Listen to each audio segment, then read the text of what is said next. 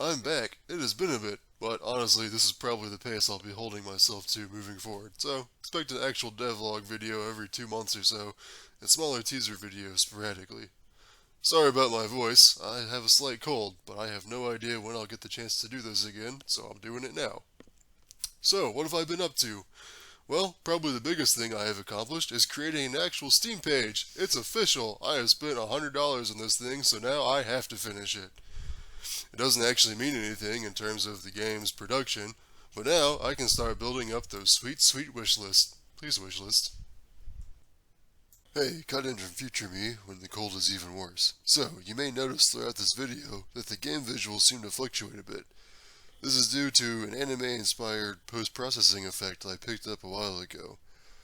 I love what it does to the game, so I'll be using it going forward. But a lot of the footage was captured before I started using it, so here we are with it, and without. I prefer with much more. On to the actual progress. So as you can see, I made my particles a little more juicy with a combination of shaders, particle effects, and random noise. And if that all makes me sound really smart, know that I bought 50% of it and had no idea what I was doing for the rest. That being said, I'm pretty happy with the results, although it is negatively impacting my performance, so we're going to have to take another look at that later.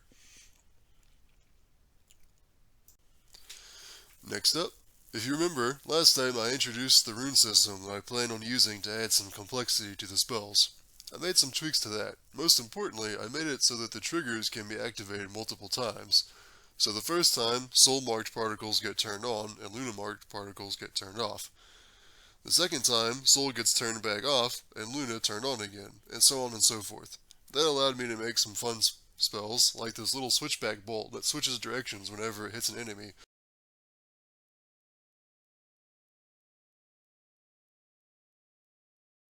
or the zigzag projectile.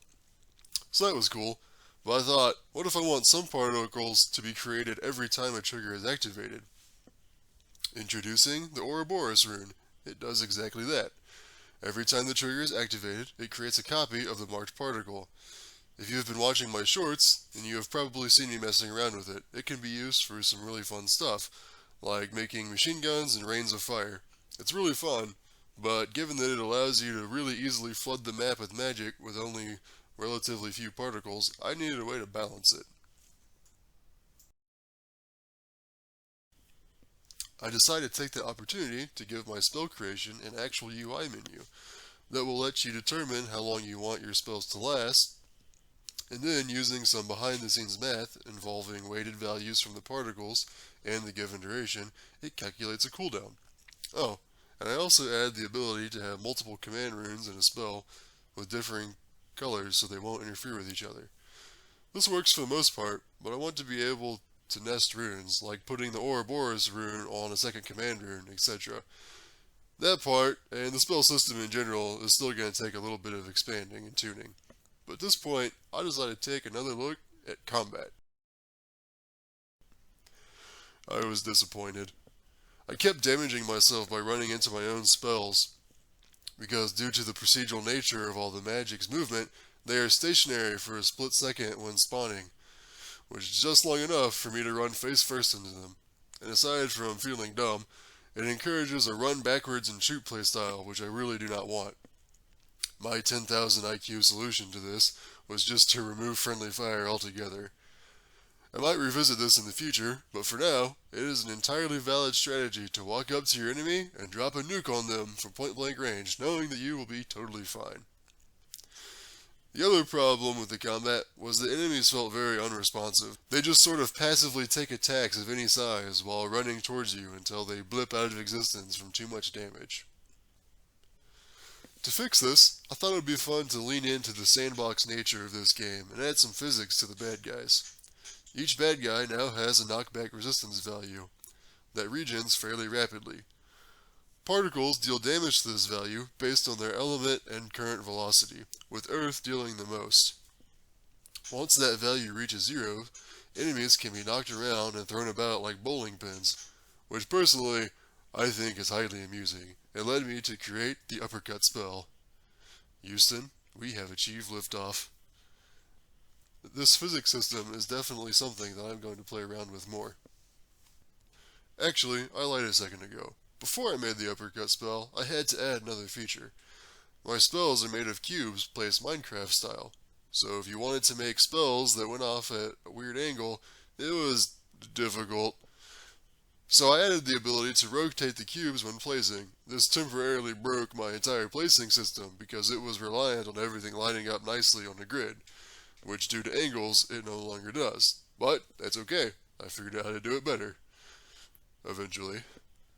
Next, I fixed a few bugs that had cropped up. The biggest one being an issue where trying to go to a different level would sometimes just throw you into the endless void.